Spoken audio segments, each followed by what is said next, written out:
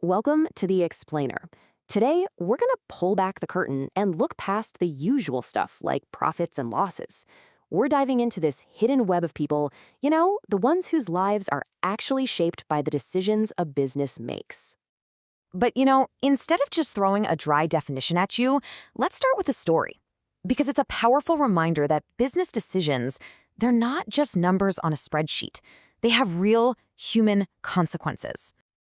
This image, well, it's from the aftermath of the Grenfell Tower fire in London back in 2017. And yeah, it's a heavy place to start, I know.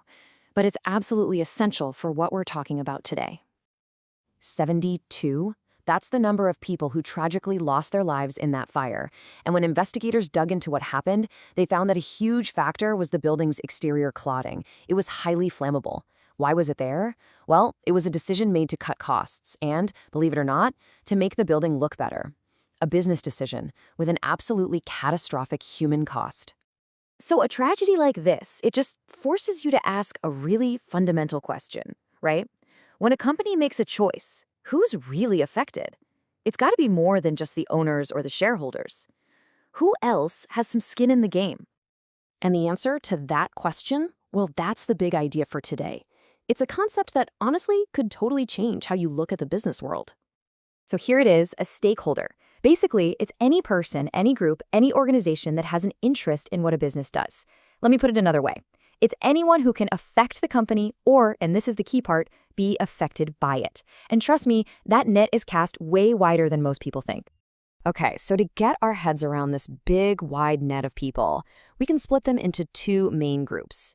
You've got the people on the inside, and then everyone on the outside. All right, so check out this diagram. Right there in the middle, you've got the business itself. Now, connected directly to it are the internal stakeholders. These are the folks who are part of the day-to-day, like the owners and employees. But then, look at this outer circle. These are the external stakeholders. We're talking customers, suppliers, the government, even the entire local community.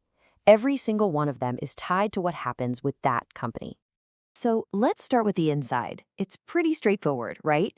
You've got the owners, they're looking for profit. They want the company to grow. Then you've got the employees. What do they want? Well, fair wages, knowing they have a job tomorrow, and a safe place to work. Makes sense. But on the outside, hoo boy, that's where this web gets really complicated. You've got customers who want good products at a fair price.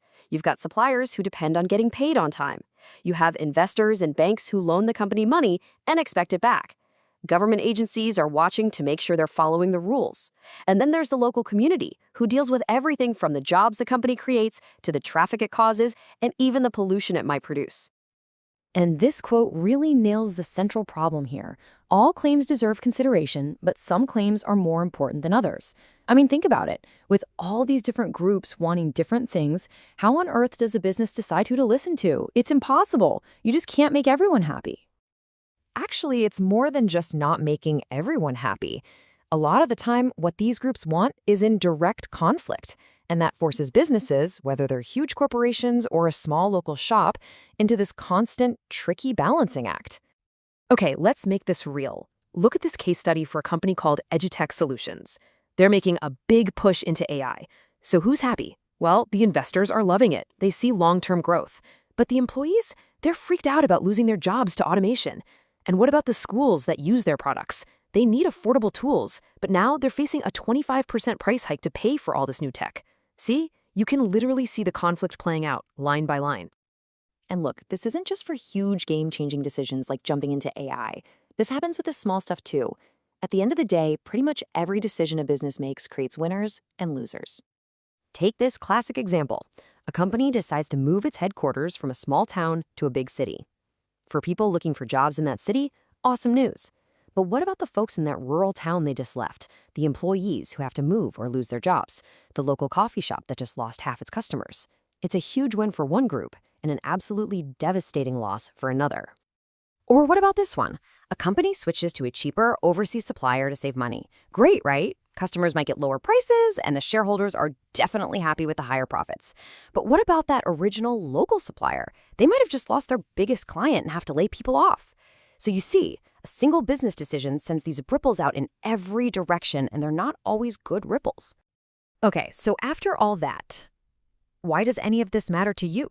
I mean, really, why should you care about some business school concept?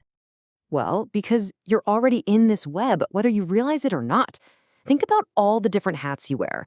You're a customer, you're probably an employee, you're a resident in a local community. Maybe you're even an investor with a retirement account.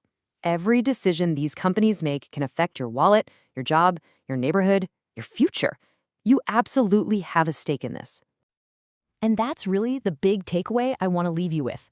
From now on, when you read a headline about a company's record-breaking profits or some big new business move, just pause for a second and ask yourself this question. Am I seeing the shareholders here, or am I seeing all the stakeholders? Because once you start looking for the whole web, the answer changes everything.